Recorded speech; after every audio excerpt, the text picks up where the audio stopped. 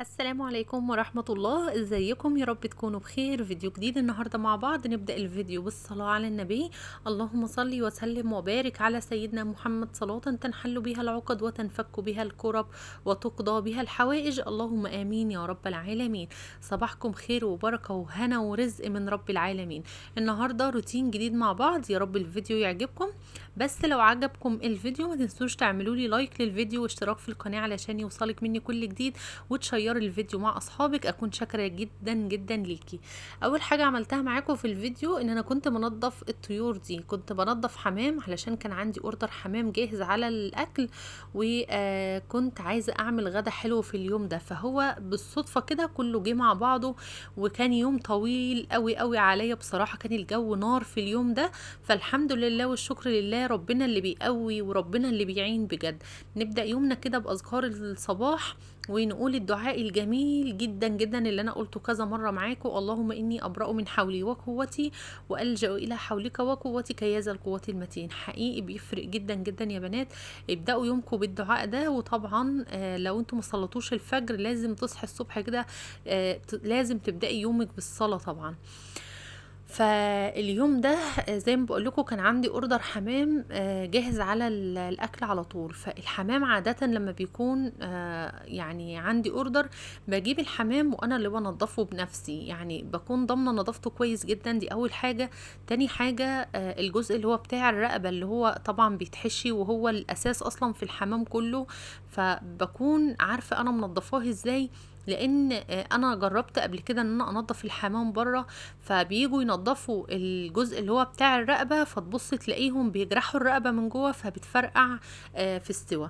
انما لما بنضفه في البيت طبعا بكون واخده بالي كويس جدا جدا وبنضفه بحرص، فما شاء الله اللهم بارك بيطلع مستوي معايا زي الفل ما شاء الله وزي ما انا عايزه.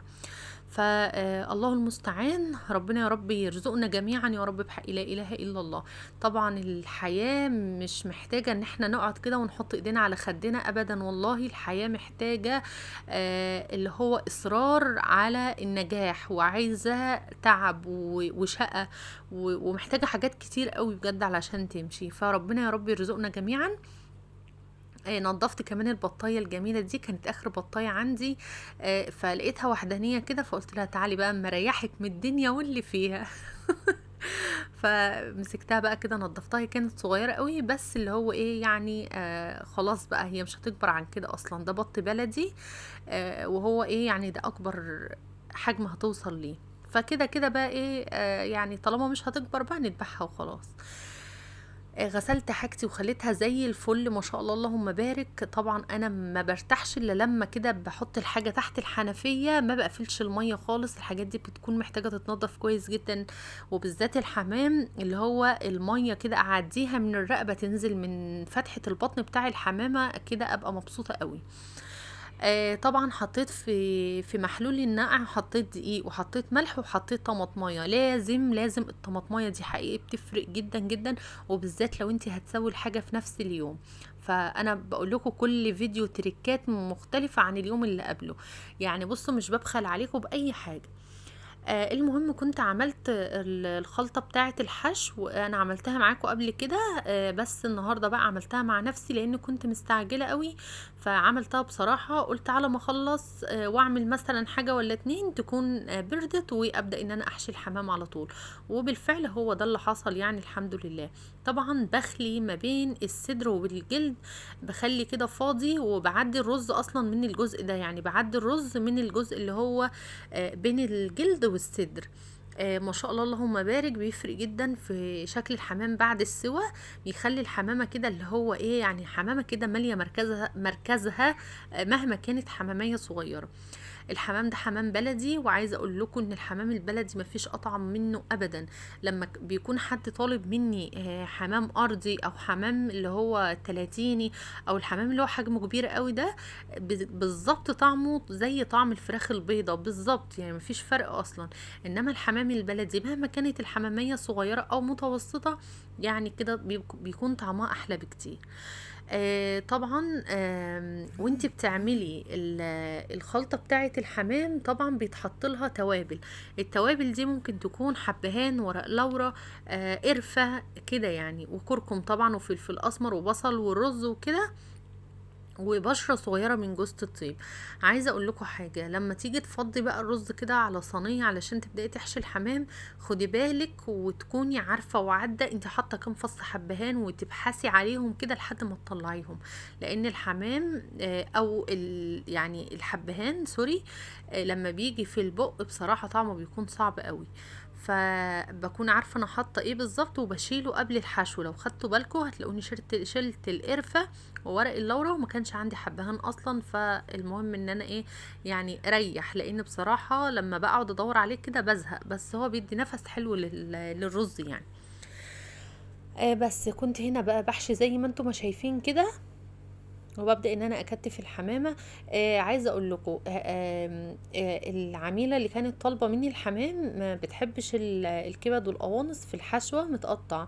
فحطيت الحمام حطيت الكبدة والقناصة يعني في البطن كده، قفلت بيها على الرز. طبعا هو اصلا من الرز ما بيطلعش الحمد لله والشكر لله، بس هو بقى ايه يعني لازم احطه كده، فقفلت بيه. كلوه بقى رموه، دي مش بتاعتي خالص. المهم كنت هنا بقى خلصت ال الحمام حشو. وطبعا الرز اللي بيتبقى ده بكمل سواه، وبعدين ببدأ ان انا احطه في الاطباق تحت الحمام، وانا مطلعه الاوردر بيكون شكله حلو قوي.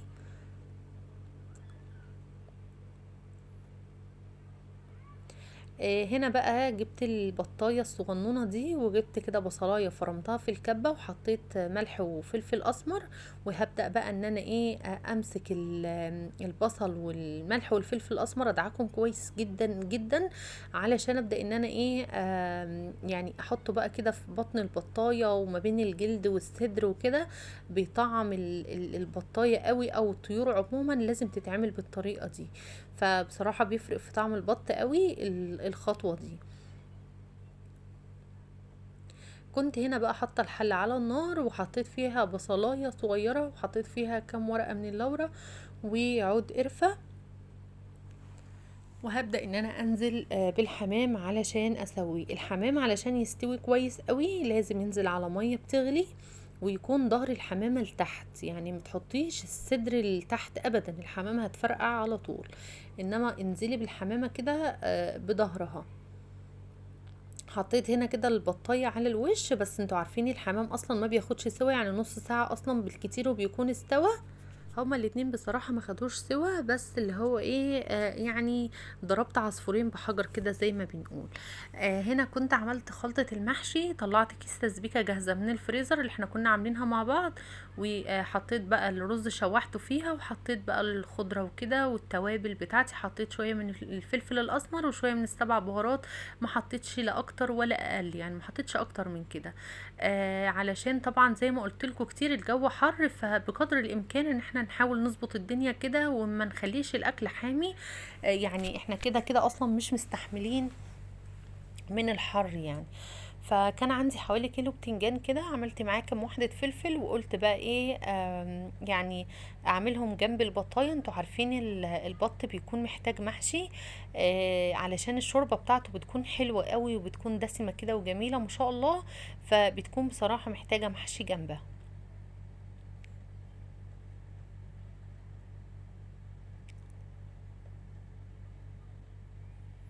حشيتهم بقى كده ما خدوش حاجة خالص، وانا واقفة قلت الموضوع مش مستاهل ان انا اخرج واقعد كده واعمل لي قعدة، هو يعني كيلو هيتحشي على السريع وخلاص.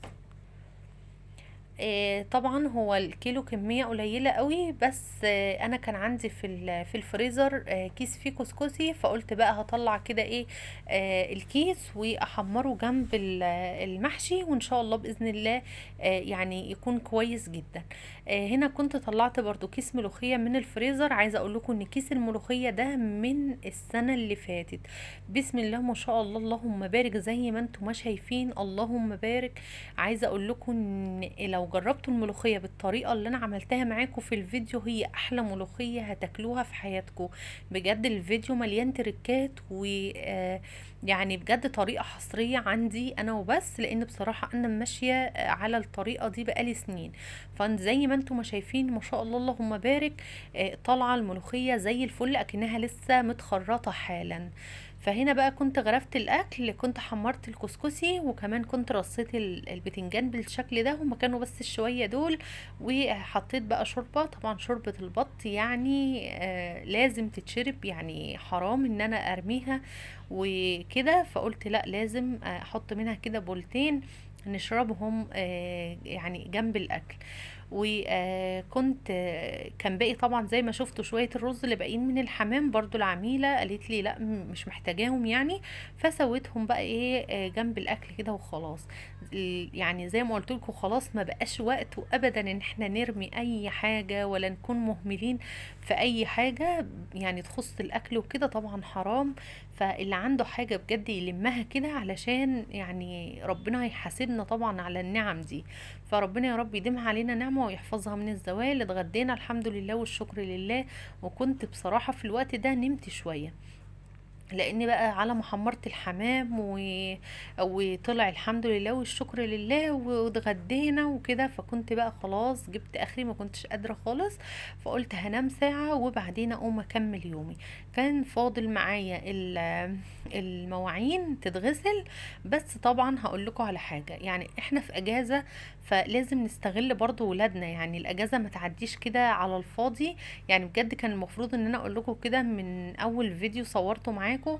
انا يعني بعد ما اتغدينا قلت لهم يلا كده على المطبخ، الرخامات تتغسل وتخلوا لي الرخامات زي الفل ما عليهاش اي حاجه خالص، والبوتاجاز يتغسل وانا هدخل اغسل المواعين. اتفقنا، قالوا ماشي خلاص على ما تصحي وكده هنكون خلصناهم. فالحمد لله يعني ربنا هداهم وعملوا زي ما انا قلت لهم. طبعا هما ما بيقولوش هنعمل من اول مرة، يعني دي عادة الولاد كلهم. بس الحمد لله ان هم عملوا خلاص، يعني ايه اللي هو يعني جبروا بخاطري ما كسفونيش. الحمد لله، ربنا يا رب يهديهم جميعا يا رب. المواعين برضو ما خدتش معايا حاجة، لان الحلة اللي كانت فضيت قبل الغدا كنت غسلتها على طول. يعني حلة المحشي فضيت المحشي كده في الصينية وقمت جاية غسلها على طول. قلت حاجة تخف عليا يعني ايه مواعين بعد الغدا وكده.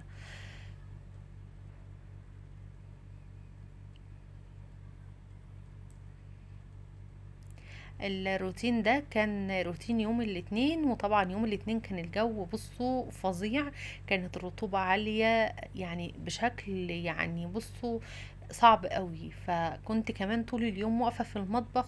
فربنا يا رب بجد يعين كل الأمهات اللي مطلوب منها 50,000 حاجة في اليوم تعملهم، ومطلوب منها تسكت اللي بيعيط، ومطلوب منها تراضي الإخوات لما يختلفوا كده مع بعض على أي حاجة، مطلوب منها تنظف، ومطلوب منها تعمل اكل، ومطلوب مننا حاجات كتير قوي قوي. ف يعني بصراحة ربنا يكون في عوننا يا رب جميعا يا رب. ف يعني الحمد لله والشكر لله، كان يوم عدى على خير الحمد لله يا رب. الحمد لله طبعا، نحمد ربنا على نعمة اليوم اللي بيعدي كده واحنا مستورين واحنا بصحتنا ويعني ايه والدنيا ماشية. الحمد لله والشكر لله يا رب على كل حال. هنا بقى كان اخر اليوم، قلت بقى ايه ارطب عليهم كده. كان عندي مانجا في التلاجة، طلعتها غسلتها، طبعا انا كنت غسلاها قبل ما ادخلها التلاجة برضو. فغسلتها كويس قوي قوي، وبعدين هقطعها لهم بقى دلوقتي وهياكلوها كده. قالوا لي لا مش عايزين عصير وكده، فعملت لهم بقى زي ما هم عايزين. وده كان يوم النهارده. يا رب يكون عجبكم. لو عجبكم بقى ما تنسونيش بلايك، بجد بتعب جدا يا بنات في الفيديوهات، محتاجة لايكات لايكات، ومحتاجة يعني تعليقات تقولوا لي رأيكم في الفيديو. اشوفكم على خير ان شاء الله يا حبايب قلبي في فيديو جديد. مع السلامة.